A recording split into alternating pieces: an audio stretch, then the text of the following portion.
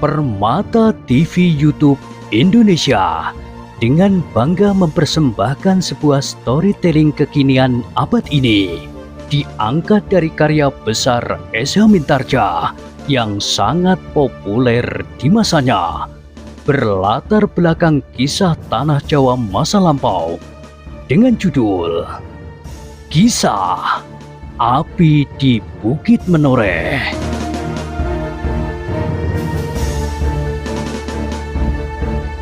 Pada kesempatan yang sangat baik ini, kita masuk pada episode yang ke-609.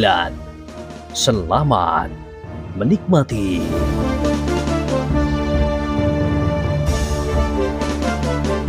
Di akhir kisah sebelumnya disebutkan, Kiai Roko Tunggal tergetar pula hatinya. Ia sadar bahwa lawannya mempunyai cara untuk melontarkan suara tidak dengan wajar. Namun ia tidak ingin melihat anak buahnya menjadi berkecil hati. Karena itu, ia pun berteriak pula, meskipun hanya didengar oleh anak buahnya yang ada di dalam kelompoknya. Jangan takut! Orang-orang Tambak Wedi dapat juga mati. Kalian telah berhasil membunuh di antara mereka di bulak sebelah. Karena itu, maka yang berdatangan itu pun dapat pula dibunuh seperti yang telah kalian lakukan. Kata-kata itu ternyata mempunyai pengaruh pula. Mereka pun segera teringat bahwa beberapa orang anak buah Kiai Kaloso Sawit telah terbunuh. Dengan demikian maka mereka pun segera sadar bahwa yang datang itu bukan pasukan jin atau hantu yang bebas dari kematian. Sejenak kemudian maka sekali lagi terdengar apa-apa yang terloncat dari mulut Kiai Kaloso Sawit, tepat pada saat lawan mereka mulai bergerak. Sejenak kemudian ketika anak buah Kiai Kaloso Sawit mulai meloncat untuk menyerang, bertaburanlah anak panah yang dilontarkan oleh anak buah Kiai Roko Tunggal dan kawan-kawannya. Tidak saja dari depan, tetapi ternyata juga datang dari lambung sebelah menyebelah.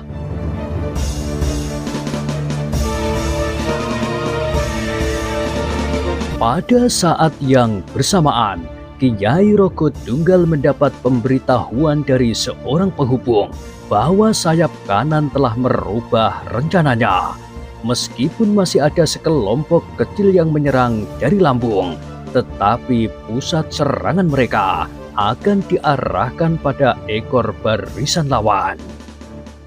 Siapakah yang berada di sana? Seperti yang direncanakan. Baiklah.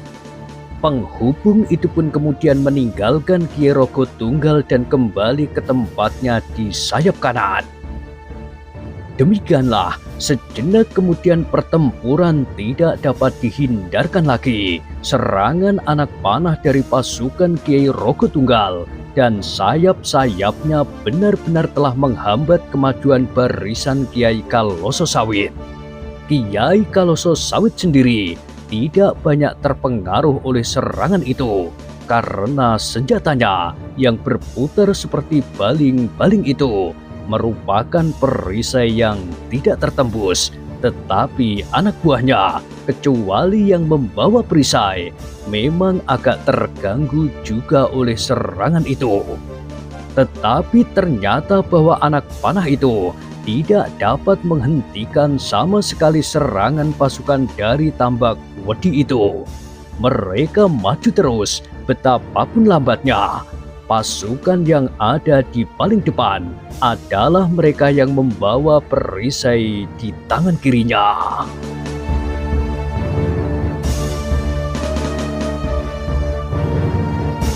Demikian juga pasukan yang ada di lambung. Dari lambung kiri, serangan terasa semakin lama semakin berat. Mereka ternyata tidak menunggu lawan. Justru merekalah yang bergerak maju dengan cepat sambil melontarkan anak panah. Tetapi serangan dari lambung kiri terasa sangat lemahnya. Hanya beberapa anak panah saja yang terbang menyambar pasukan lawan. Meskipun tidak henti-hentinya, tetapi jarang-jarang sekali dibandingkan dengan serangan dari induk pasukan dari lambung kiri. Karena itu, pasukan lawan pun dengan cepat berhasil menebar dan mendekati lambung kanan. Kelompok yang telah mereka persiapkan itu untuk melawan serangan lambung pun segera bergerak menyerang ke arah anak-anak panah yang terlontar. Namun pada itu, pasukan yang sebenarnya dari sayap kanan itu telah siap menyergap dari belakang. Mereka sedang merayap ke samping, kemudian melingkar dan mulai bergerak maju menyusul gerakan pasukan Kiai Kaloso Sawit. Dengan berdebar-debar, pasukan itu pun semakin lama menjadi semakin dekat, dan dengan hati-hati, pimpinan pasukan itu memberikan isyarat untuk bersiaga. Demikianlah, maka setiap orang pun telah menggenggam senjata di tangan masing-masing. Tidak ada lagi pertimbangan lain kecuali bertempur mati-matian, mempertaruhkan nyawa mereka untuk menentukan akhir dari peperangan yang tentu akan menjadi sangat seru dan mengerikan, karena masing-masing telah bertekad untuk membunuh lawan sebanyak-banyaknya.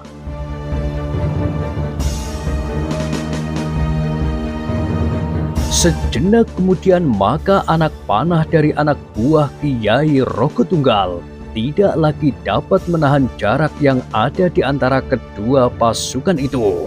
Setelah menjadi semakin dekat, maka anak buah Kiai Kaloso Sawit didahului oleh mereka yang mempergunakan perisai, berlari secepat-cepatnya untuk membenturkan diri pada pasukan lawan. Sesaat kemudian, maka kedua pasukan itu pun telah berbenturan. Anak panah tidak lagi dapat dipergunakan. Karena itu pulalah maka mereka yang bersenjata busur dan anak panah segera melemparkan busur mereka dan menarik pedang yang terselip di lambung. Sementara itu, pasukan yang dipersiapkan untuk melawan serangan lambung pun telah bertempur pula dalam jarak yang pendek. Pada lambung kanan, terasa pasukan Kiai Kaloso Sawit segera menguasai keadaan. Mereka dengan pesatnya mendesak maju. Tetapi tiba-tiba pasukan Kiai Kaloso Sawit itu dikejutkan oleh serangan yang tidak terduga-duga selagi mereka bertempur melawan pasukan Kiai Rogo Tunggal dan pasukan yang datang dari Lampung, meluncurkan bagaikan hujan anak panah dari arah belakang menghantam ekor pasukan.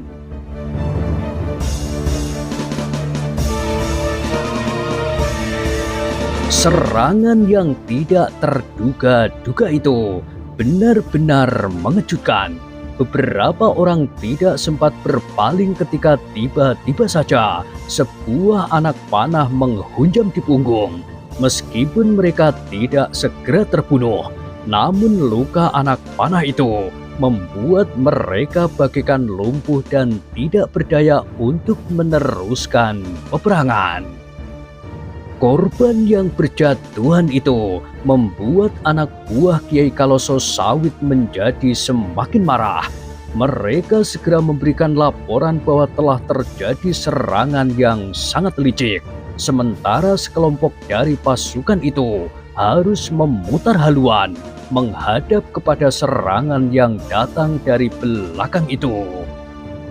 Kesempatan untuk mengurangi jumlah lawan dari belakang itu ternyata lebih banyak dari serangan-serangan anak panah sebelumnya. Beberapa orang terluka karenanya dan oleh kawan-kawannya telah dilindungi dan disisihkan dari medan. Namun dengan demikian rasa-rasanya pasukan Kiai Kaloso Sawit itu berada di dalam satu kepungan. Gila! teriak Kiai Kaloso Sawit setelah mendengar laporan itu.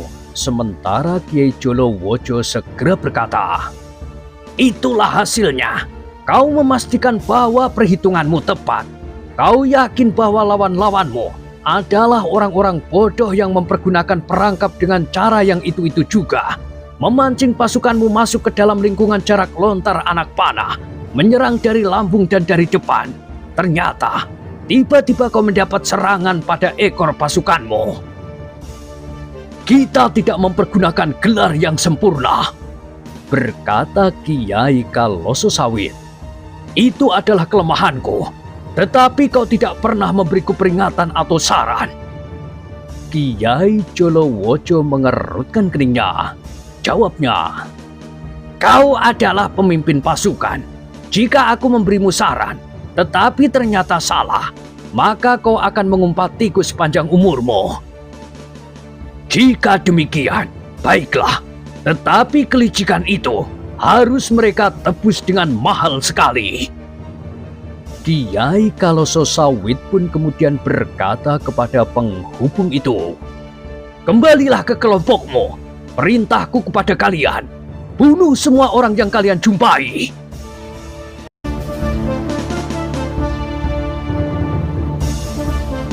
Penghubung itu pun segera kembali ke kelompoknya dan menyampaikan perintah yang memang sudah diduga oleh setiap orang di dalam kelompok itu.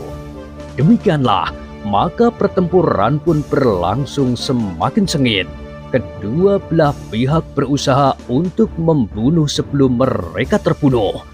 Namun meskipun Kiai Roko Tunggal sudah menggabungkan kekuatannya dengan beberapa kelompok pasukan-pasukan kecil yang tersebar di lereng Gunung Merapi itu, tetapi ternyata bahwa segera dapat dilihat pasukan dari Tambak Wodi itu mempunyai banyak sekali kelebihan.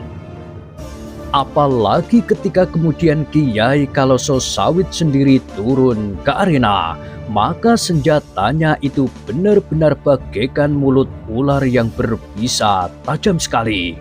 Setiap saat, ujung senjatanya itu pun telah mematuk lawannya. Demikian senjata itu kemudian dihentakkannya, maka luka itu pun akan tersayat semakin lebar. Kiai Roko Tunggal segera melihat kesulitan pada anak buahnya, namun agaknya ia menjadi ragu-ragu untuk langsung melawan Kiai Kaloso Sawit, karena menurut pendengarannya, Kiai Kaloso Sawit adalah orang yang tidak terkalahkan. Tetapi yang ada di dalam pasukan lawan bukan hanya Kiai Kaloso Sawit. Dengan acuh tidak acuh, Kiai Jolowojo dan ketiga pengawalnya pun ternyata telah melakukan pembunuhan yang tidak tanggung-tanggung. "Aku jemu melihat peperangan yang gila ini," berkata Kiai Jolowojo. "Aku ingin segera beristirahat di padepokan tua itu." Namun dengan demikian, seperti yang dikatakannya, jika ia mulai mengantuk atau ingin beristirahat, maka ia akan mempercepat penyelesaian pertempuran itu. Namun dalam pada itu, peperangan itu tidak terlepas dari pengawasan petugas-petugas sandi dari Pajang. Ketika kedua pasukan itu mulai berbenturan, laporan pun telah sampai kepada Untara, disusul dengan laporan-laporan berikutnya bahwa kematian telah menjadi semakin banyak. Memang di luar dugaan, desis Untara. Dengan demikian, kita dapat membayangkan bahwa pasukan Kiai Kaloso Sawit benar-benar pasukan yang kuat. Ia berhenti sejenak, lalu katanya, "Nah, kita akan segera hadir di dalam arena itu dalam gelar yang sempurna, gelar Cakrabyuha." Beberapa orang perwira dalam pasukan Untara mengangguk-angguk, namun ada di antara mereka yang bertanya-tanya di dalam hati, kenapa Untara memilih gelar yang sempit, bukan gelar yang menebar, seperti gelar Sapit Urang atau Garuda Nglayang.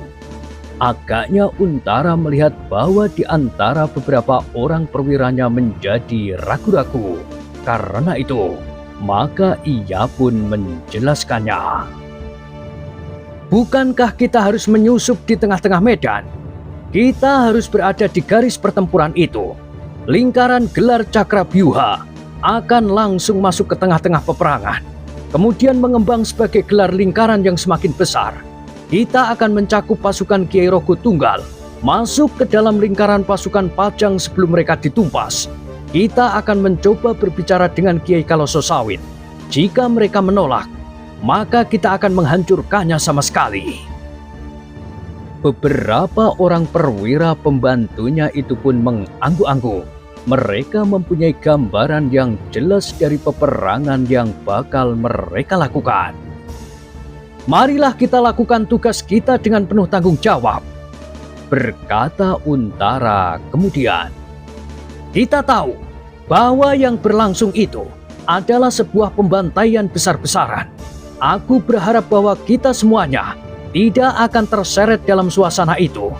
Kita adalah prajurit Pajang yang mempunyai unggah-ungguh keprajuritan. Kita bukan sekelompok pasukan liar yang mudah tenggelam akan menghancurkannya sama sekali.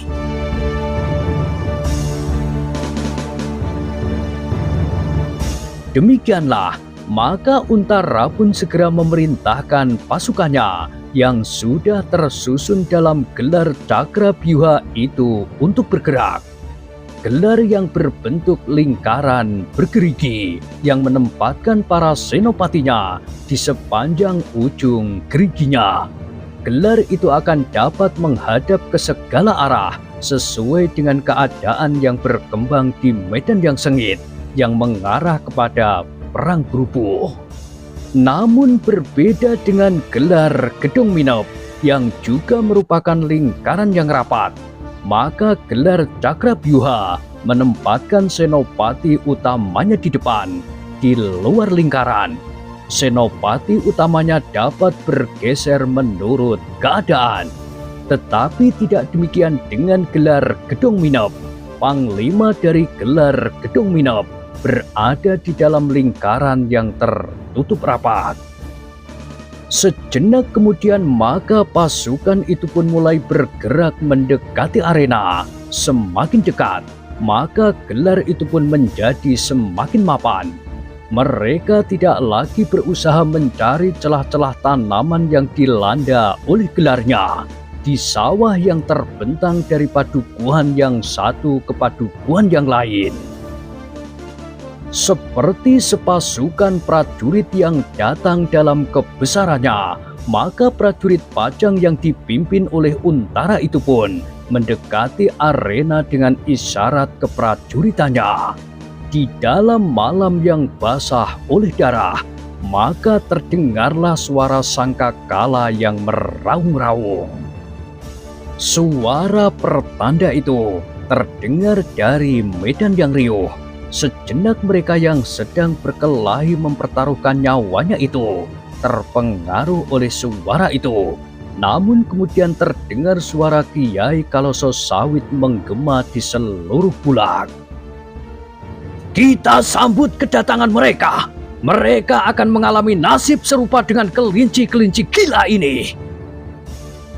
Dalam pada itu, Kiai Rogo Tunggal yang cemas melihat keadaan medan yang benar-benar berat sebelah, tiba-tiba merasa jantungnya bergetar mendengar suara sangka kala itu. Ternyata Untara adalah seorang prajurit yang nampak pada setiap kata dan perbuatan.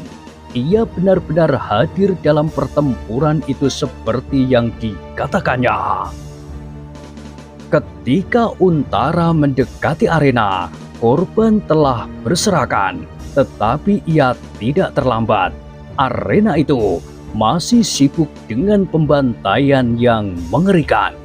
Meskipun pasukan Kiai Kalososawit jauh lebih kuat dari lawannya, namun perlawanan yang bagaikan gila dari orang-orang lereng Gunung Merapi membuat korban yang semakin banyak. Tetapi meningkatnya korban itulah yang membuat darah Kiai Kaloso Sawit menjadi bagaikan mendidih. Dendamnya sama sekali tidak dapat dikendalikannya lagi.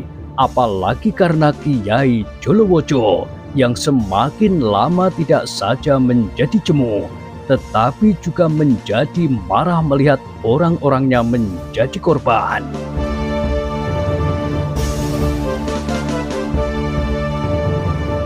Demikian ketika pasukan Untara mendekati dalam gelar yang sempurna, maka Kiai Kaloso Sawit pun segera meneriakkan perintah. Pecahkan gelar Cakrabyuha itu, aku sendiri akan mencari Untara. Kiai Jolowojo mengerutkan keningnya, lalu katanya, apa tugasku dalam pertempuran yang sungguh-sungguh ini? Kiai Kaloso Sawit termangu-mangu sejenak, lalu katanya, di dalam kelompok-kelompok kecil itu terdapat beberapa orang pemimpin, Rogo Tunggal, Serat Wulung, dan beberapa nama lagi yang tidak aku ingat. Pengawal-pengawal Kakang akan dapat membunuh mereka dalam sekejap. Jika Kakang tidak ingin bersusah payah mencarinya, selebihnya terserah kepada Kakang. Baiklah, aku akan masuk ke dalam gelar orang-orang Pajang. Aku ingin melihat betapa kuatnya dinding gelar yang mereka banggakan. Baru mereka tahu bahwa Pajang bukan sebuah negara yang masih pantas tegak untuk seterusnya. Karena senopati muda kebanggaannya di daerah selatan ini akan mengalami kehancuran mutlak di sini. Kiai Jolowojo pun kemudian berkata kepada pengawalnya, salah seorang dari kalian, ikuti aku.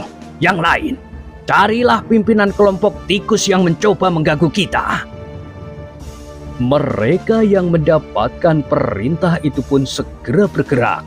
Kiai Kaloso Sawit segera menyusup di antara orang-orangnya, menyongsong gelar Cakrabyuha yang mendekat. Sedang Kiai Jolowojo mengambil arah yang lain. Ia ingin memecahkan dinding gelar itu dan menghancurkannya dari dalam.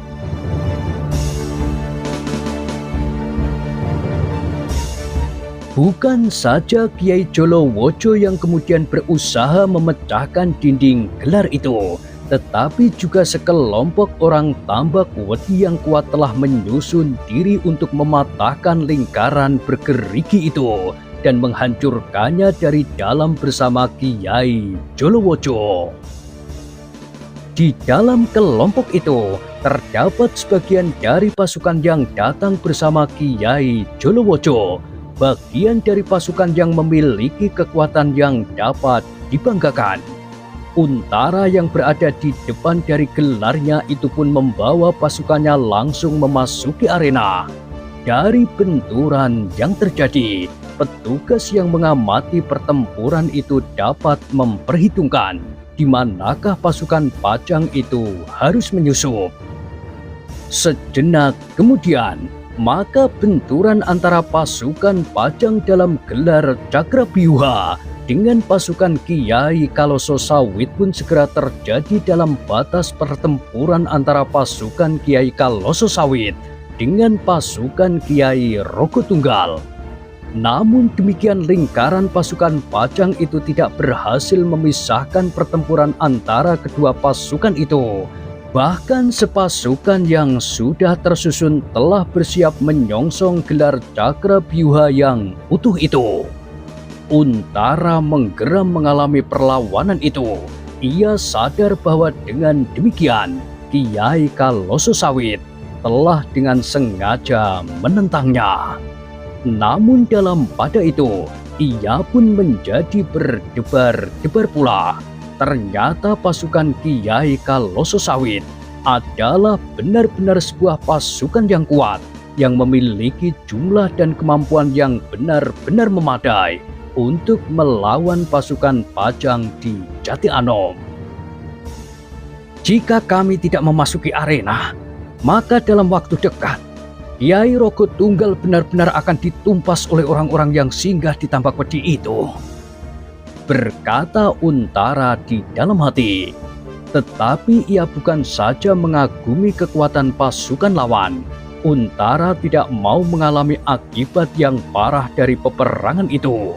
Sehingga karena itulah, maka ia pun segera memerintahkan 2 orang penghubungnya untuk kembali ke Jati Anom dan mengerahkan pasukan cadangannya, khususnya pasukan berkuda. Ternyata lawan kami terlampau kuat, melampaui perhitungan yang pernah kami buat. Karena itu, perintahkan pasukan cadangan dan pasukan berkuda untuk segera menyusul kami. Perintahnya kepada penghubung itu. Sejenak kemudian 2 orang penghubung berkuda itu pun segera meninggalkan arena dengan kecepatan yang tinggi, meluncur turun lereng Merapi menuju ke Jati Anom. Kedatangan kedua penghubung itu memang mengejutkan. Karena itulah, maka seorang perwira yang memimpin pasukan cadangan dan perwira yang memimpin pasukan berkuda itu pun terkejut. Bagaimana dengan pasukan berkuda yang ada di dalam gelar itu? Tidak banyak yang dapat mereka lakukan, justru karena mereka telah berada di dalam arena yang padat. Jawab penghubung itu.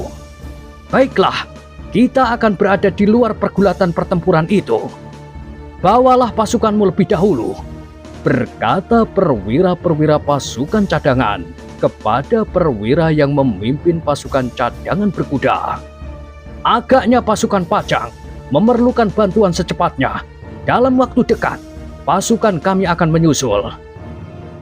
Demikianlah, dalam waktu yang pendek, pasukan cadangan dari pasukan berkuda pun sudah siap.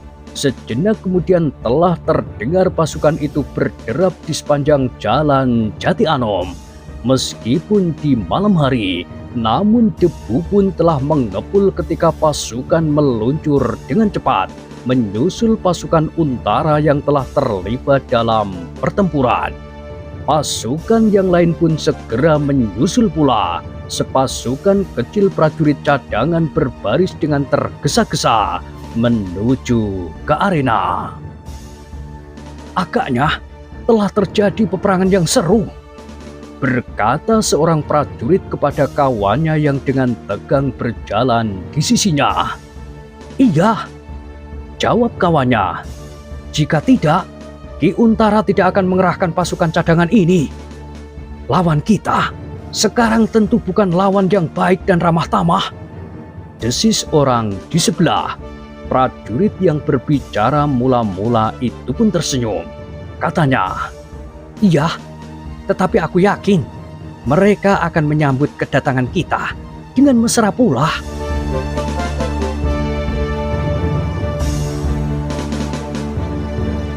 Dalam pada itu, di arena pertempuran, terasa sekelompok pasukan yang kuat berusaha memecahkan satu sisi dari gelar cakra Byuha itu. Benturan-benturan yang keras telah terjadi. Kelompok itu bagaikan ombak yang dengan kerasnya bergulung-gulung menghantam tebing. Tetapi dinding gelar pasukan Pajang itu pun cukup kuat, sehingga untuk beberapa saat lamanya usaha itu sia-sia. Senopati yang berada di ujung gerigi pada sisi yang mendapat serangan beruntun itu telah bertempur dengan gagah berani bersama seluruh kekuatan yang ada di bawah pimpinannya. Sementara pada satu sisi terjadi pertempuran yang sengit, maka di bagian depan pasukan Pajang itu pun mengalami perlawanan yang kuat pula. Untara tidak dapat membawa pasukannya maju terus. Untara tidak dapat memerintahkan gelarnya seperti yang direncanakannya untuk mengembang dan menguasai seluruh arena, mencakup pasukan kelompok-kelompok kecil dari lereng Merapi masuk ke dalam perlindungannya. Ternyata bahwa gelarnya itu justru mengalami tekanan yang kuat pada dinding-dindingnya, terutama pada sisi yang akan dipecahkan oleh pasukan lawan. Namun pada itu, seorang yang bermata setajam mata burung hantu diiringi oleh seorang pengawal berjalan perlahan-lahan mendekati dinding gelar itu pula. Ia memperhatikan pertempuran yang terjadi. Ia memperhatikan pasukan Kiai Kaloso Sawit yang berusaha memecahkan dinding gelar Cakrabyuha yang kuat itu. Orang itu menarik nafas dalam-dalam. Kemudian katanya, "Prajurit Pajang memang luar biasa. Tetapi mereka juga manusia biasa, Kiai," berkata pengawalnya. "Jika Kiai Jolowojo memerintahkan, aku akan membunuh senopati itu. Prajurit-prajuritnya tentu akan kehilangan pimpinan dan dinding itu pun akan segera pecah." Kiai Jolowojo tersenyum. Katanya, "Kau akan salah hitung. Setiap orang di dalam pasukan Pajang memiliki kemampuan kepemimpinan. Jika senopati itu terbunuh, maka akan segera tampil orang kedua untuk memimpin pasukannya. Tetapi sementara itu pasukan kita pun telah mendesak. Dan kau harus membunuh pengganti senopati itu lagi." "Ya." Kiai Jolowojo mengangguk-angguk. Lalu katanya, "Marilah kita mencari tempat lain untuk memecahkan dinding gelar itu.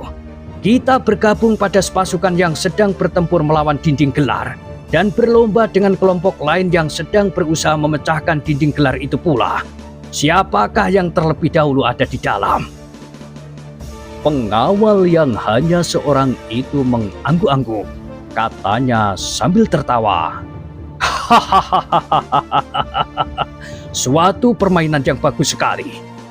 Marilah, sementara kedua kawanmu akan membunuh pemimpin-pemimpin gerombolan-gerombolan kecil di lereng Gunung Merapi."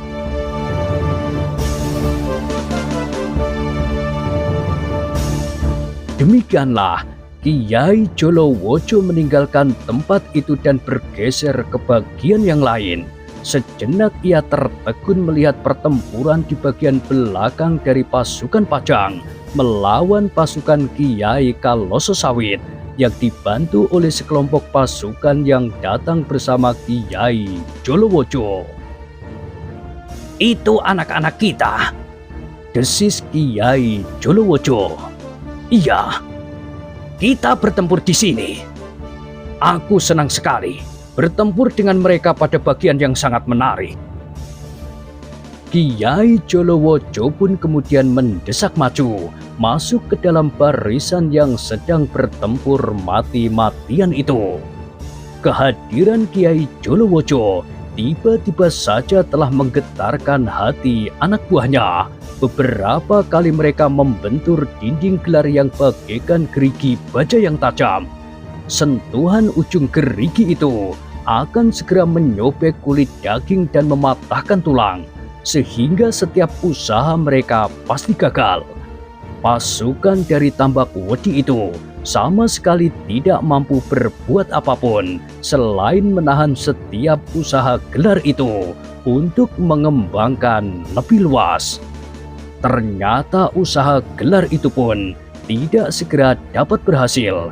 Pasukan dari Tambak Wedi itu benar-benar telah menghimpit mereka dari segala jurusan. Kehadiran Kiai Jolowojo di antara anak buahnya telah membuat mereka berbesar hati, apalagi bersamanya adalah salah seorang pengawalnya yang kuat. Karena itulah, maka mereka pun segera memastikan bahwa dinding itu akan segera dapat dipecahkannya. "Kalian memang bodoh," berkata Kiai Jolowojo. "Minggirlah, aku akan memecahkan dinding itu.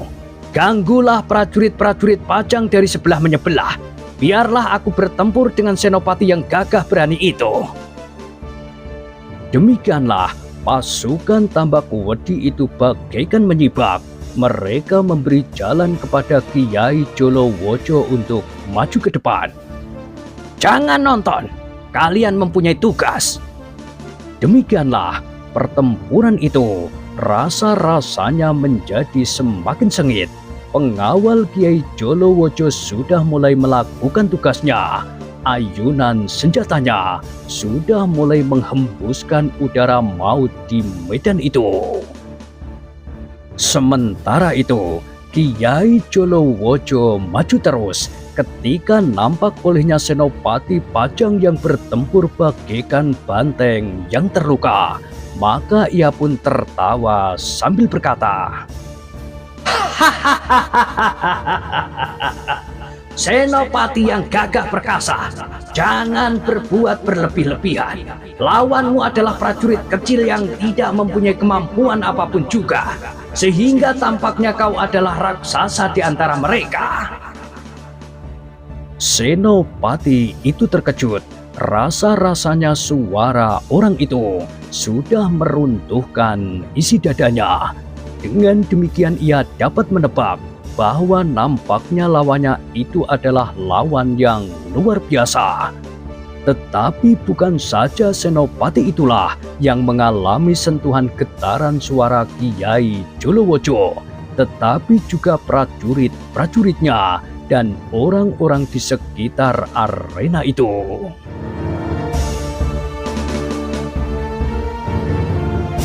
Sementara itu, maka anak buah Kiai Jolowojo itu dengan penuh gairah telah mendesak lawannya.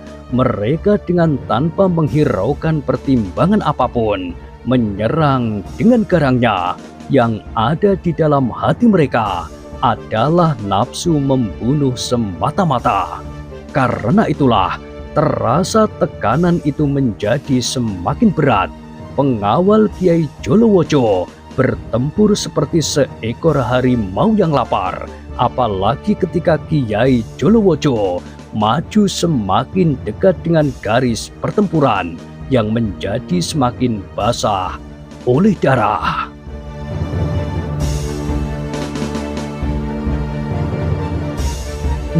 Nah, bagaimanakah kisah selanjutnya? Silahkan ikuti terus kisah Api di Bukit Menoreh pada kesempatan berikutnya. Sampai jumpa.